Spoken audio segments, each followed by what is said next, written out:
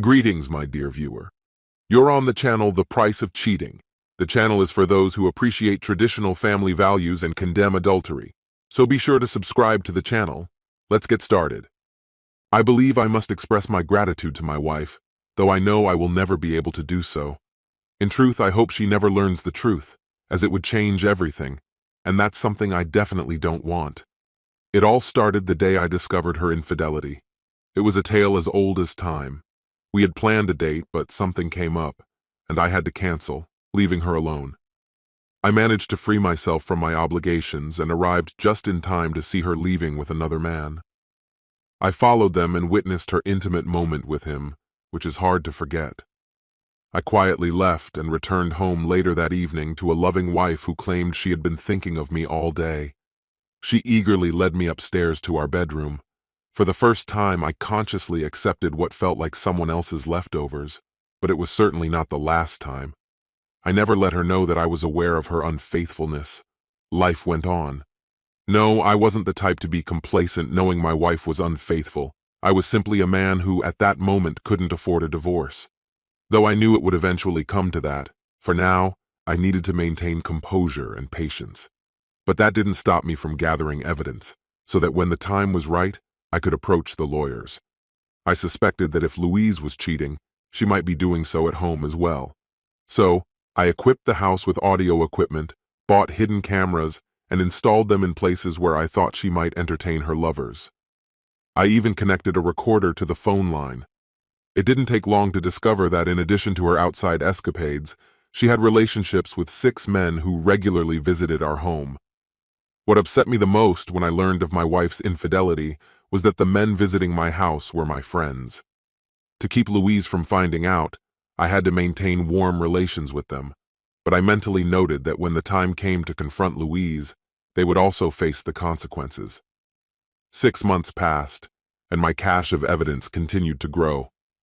I had audio and video recordings of Louise's intimate moments with 6 different men, including several videotapes. Robert, my so-called best friend, was caught on tape no less than 60 times.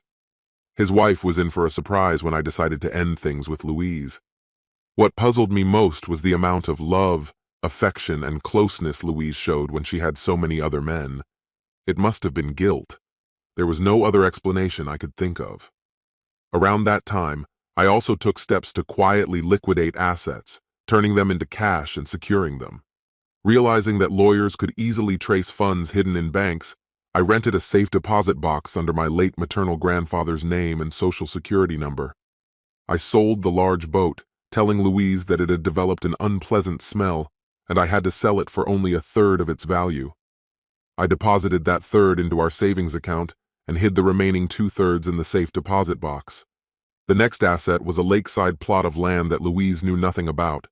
She had always been interested in a cozy lakeside cabin, so I bought the land, planning to build such a cabin as a surprise for our 37th anniversary. Next was my coin collection, which began with my great-grandfather and was passed down from grandfather to father, and then to me. After that came collections of firearms, comics, and baseball cards.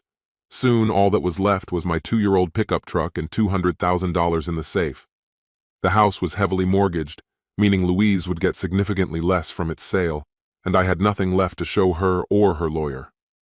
Finally, I was ready to confront Louise, but I decided she would be my last target. I planned to make her witness the downfall of her lovers one by one, causing her to wonder what was happening and perhaps even worry about it.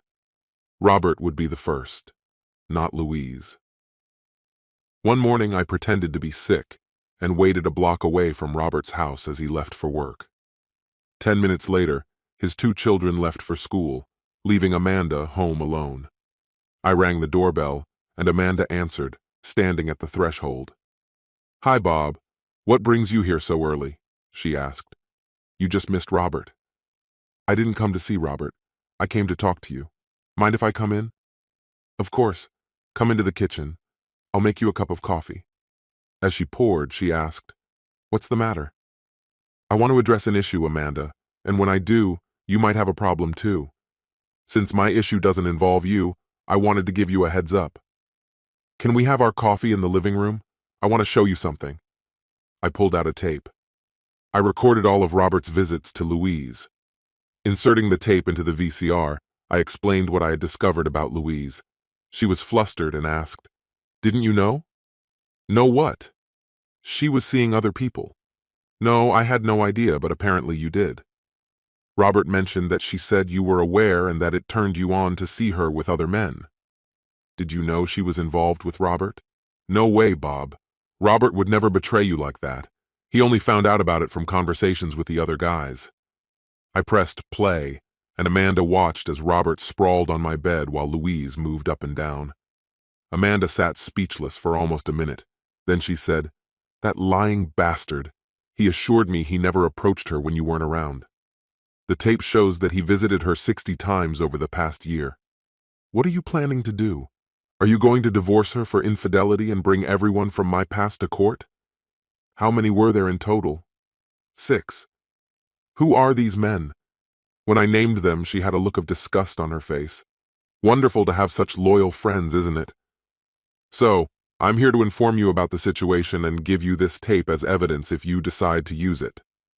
Can I persuade you to wait a little?" "Why?" "Because Robert is up for a promotion, and my alimony and child support depend on his salary. Let him get the raise, and I can put more pressure on him." "There's another reason." "What is it?" She left the room for almost 5 minutes and returned wearing nothing but black high heels. "I want to get revenge while we're still married and living under the same roof. Are you ready for a little payback?" I had been on high alert since she entered the room without a stitch of clothing. When she asked her question, I unzipped my pants and she playfully smiled at me. "Oh, stop. Not here. It would be better if we did it in his bedroom, on his bed." To be honest, I can't understand why Robert wanted to sleep with my wife when he had a perfectly suitable option. Amanda was tireless and kept me busy until 2 p.m. "Damn, Bob. Why did you stop?" I pointed at the clock in confusion. "I suppose you'd prefer I leave before the kids get home from school." "Oh God, I completely lost track of time. Yes, you're absolutely right. I suppose it's time for you to go. Tell me when we can do this again? Anytime you want. How about tonight? Is that possible? Normally I play bridge with my old school friends in the evenings. I'll just call and cancel. I usually leave at 7 and don't get back until after midnight." "Great. Let's meet at the supermarket parking lot. We can leave your car there and go somewhere else." That night, her desire was even stronger, if that's even possible. I checked into the Hilton, and before I could close the door, Amanda was already reaching for my zipper. We parted ways at 11:30 p.m., and while she was gathering her things, she asked me how long I could hold off leaving Louise. "Why?" "I want this to continue, and once you leave Louise, it will all be over." "Why am I so set on this?" "Because I have to face Robert, and the thought of going home and handing him your leftovers keeps me on edge. I've been dealing with this for 6 months, so I think I can hold out a bit longer. Let me add a little sweetness to this situation. Sheila was my college roommate, and we're sisters with an incredibly close bond. In fact, we have almost no secrets from each other. This afternoon, I called her to tell her what's going on, and she asked me to have you get in touch with her. She's interested in making the same arrangement with you that I have. Just so you know, Sheila isn't on my list. That's because she kept her maiden name after marriage. Her husband's name is Tom Smith, and he is on the list. So, both of you want me to delay pursuing Louise so you can have some fun with your husbands? No problem, dear. Just hold on, and I'll make sure you get as much out of this situation as possible. I might even convince Anna to join us. I know her pretty well, so I'll gauge her interest. I'll explain what Sheila and I have in mind and why. I won't mention Ryan's involvement until I'm sure how she might react to such a scenario. If she says she'd do the same upon finding out Ryan is cheating on her, then we'll proceed further. But how are you going to get your revenge if you're setting me up with all these women? I'm only human, Amanda, and to be honest, I'm just not keeping up with you today. I can't see you every day without Robert starting to suspect something, and I don't want you running after Louise right now. So I'm working on a backup plan to keep you satisfied when I'm not around. It's been almost a year since I first slept with Amanda, and I still haven't left Louise. I'm not sure I ever will. Thanks to Amanda and Sheila, I met Anna, who was a close friend of Doug Burton. Doug, in turn, was very close to Marge Border, and the connections keep going. At this point, I've been involved with the wives of 5 out of 10 names on my list. Yes, you read that right. 10. Louise continues to add to her list of lovers, and it's reached the point where I'm more worried about her finding out about me than about pursuing her. It seems she's starting to catch on. Our intimate relations have dwindled from 4 or 5 times a week to 2 or 3 times a month. This concludes the story. If you like it, then put your powerful like and subscribe to the channel. Greetings, my dear viewer. You're on the channel The Price of Cheating. The channel is for those who appreciate traditional family values and condemn adultery. So be sure to subscribe to the channel. Let's get started. It happened back in the days when smartphones were not yet ubiquitous. My friend Henry started suspecting his wife's social circle. One of her close friends had been caught cheating and tried to implicate Henry's wife as well. For a while, Henry had no evidence and everything calmed down.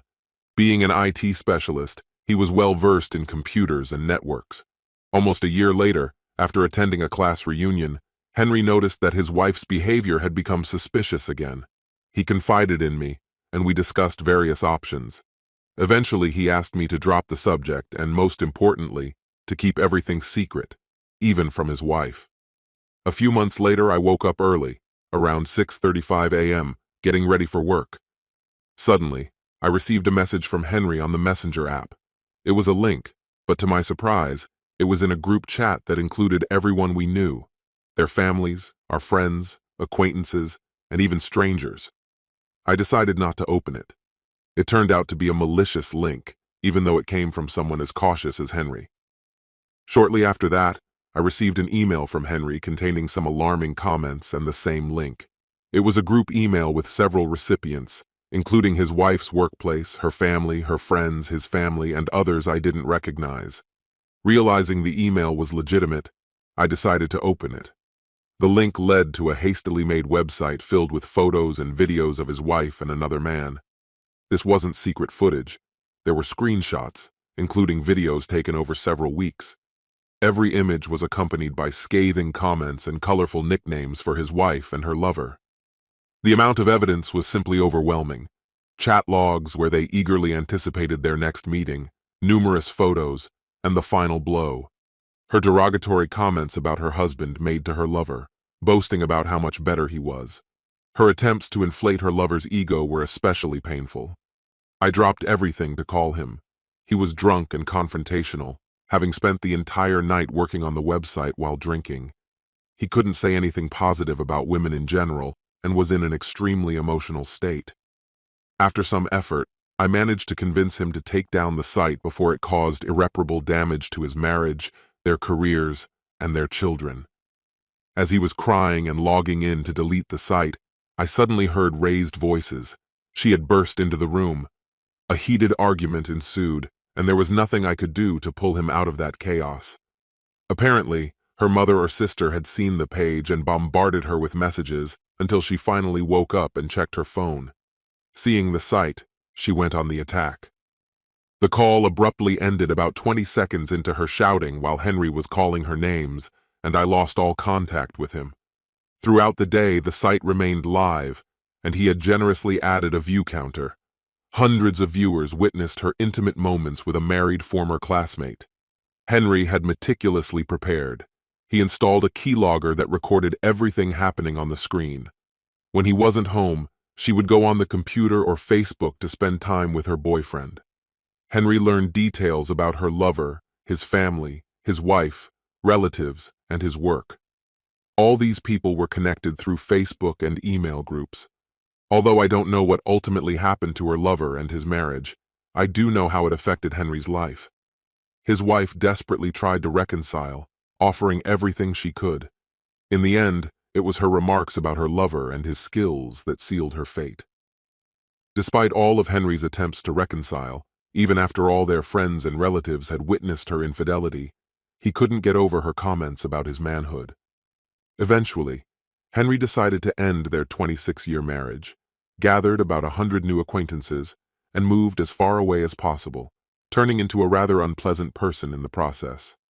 I have no idea what he's doing now since he burned bridges with most of his friends and relatives. Meanwhile, she has disgraced herself and now has the face of a homeless person. Excessive drinking has led her to numerous illnesses and addictions. The once graceful and attractive woman has turned into a drunkard.